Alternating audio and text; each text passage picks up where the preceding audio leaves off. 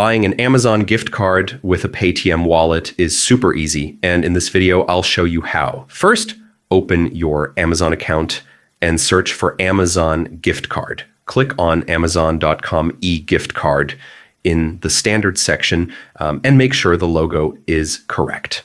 Next, scroll down and enter the amount you want. Choose the delivery method, either email or text message, and fill in the recipient's details, along with any other required information. Double-check the delivery date and all details. Then click Add to Cart. When you're ready, review your cart and click Proceed to Checkout.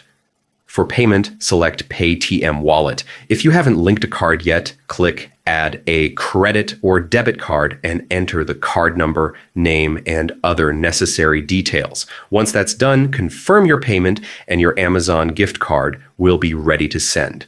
If this video helped, make sure to like, subscribe, and hit the notification bell for more quick tutorials.